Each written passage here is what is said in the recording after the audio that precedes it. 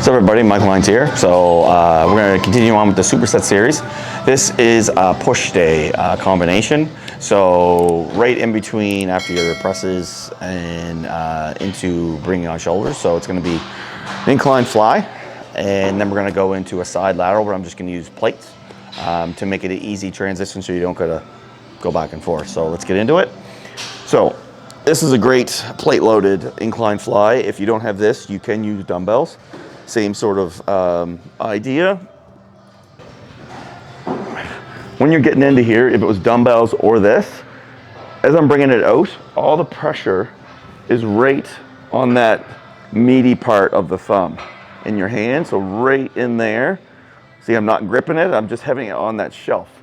So opening up my rib cage, chest and everything is up. And then when I transition in, I'm not switching my hands or switching my elbows. I'm just transitioning my wrist tension down to the pinkies. So that engages chest a bit more. So out to the thumb, into the pinkies. Out to the thumb, into the pinkies. So common mistakes in something like this is everyone obviously tries to go too heavy. So they can't do that transition and the pressure on your hand. And then they can't do a full stretch out. So stretching out in a fly is almost the most important part of it, because you're opening up your chest. So if this is too heavy, a lot of people are going to stop short, like right here, and you're not getting any stretch. You need to open yourself up until you start to feel that stretch impede on your shoulder, and then that's far enough. So another really good tip for the incline fly is when you're down in there, really think about getting everything flat. So your scapula and everything's flat against the bench.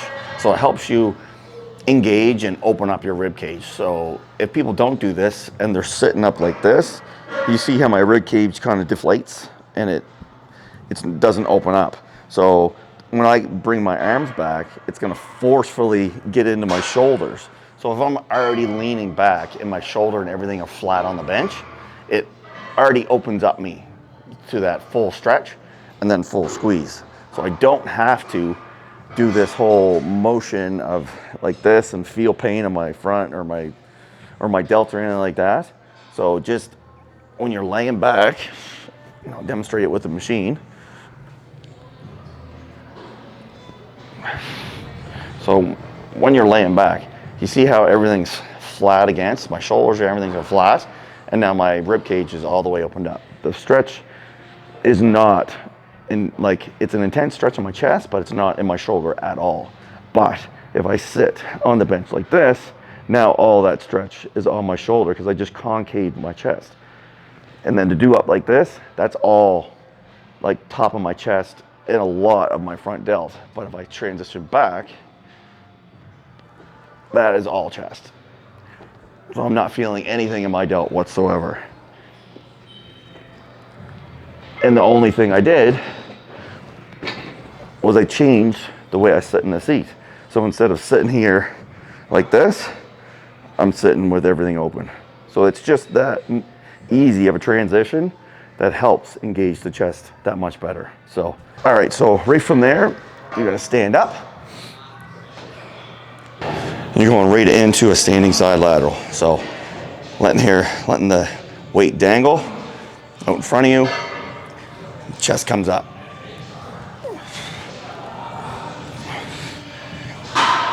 And you see that I'm pivoting away from the joint. So I'm not using my traps or anything.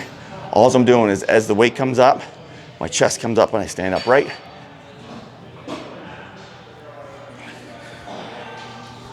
And yes, I'm only going to parallel. I'm controlling the weight on the way down. I'm not using my body for momentum. I'm not swinging or anything like that. Sets, reps, all that sort of stuff. So I would do something like that for 4 sets. I would probably do the flies. I'd probably do sets of 12 to 15. And then the same for the side laterals, be 12 to 15. People 4 sets. Time in the workout, so it would be at the end of all your presses. So if you're doing flat, incline, decline, all your chest exercises and you're transitioning into your shoulder part of your workout, this would be that opportune time to put this superset in. Because realistically, if you're doing an all push, you're not really, there's no real need to engage your front delt because you've done your flat and your incline press. So that has already involved the front delt. So transitioning into something like this, you're warming up the side, you're warming up the rear delt. So the shoulder's gonna be completely warmed up if you wanna do a shoulder press, or if you wanna do a more intense, like a cable or a pin loaded side lateral to really isolate that movement. But something like this really kind of gets the motion started, and then you can focus on your rear delts and stuff like that, transition into triceps. So great combination. Like I said, it's going to be just in a push day, and it's really good for overall development in the chest and engaging those side laterals. So give it a try, next push day for you, and I'm sure you'll love it.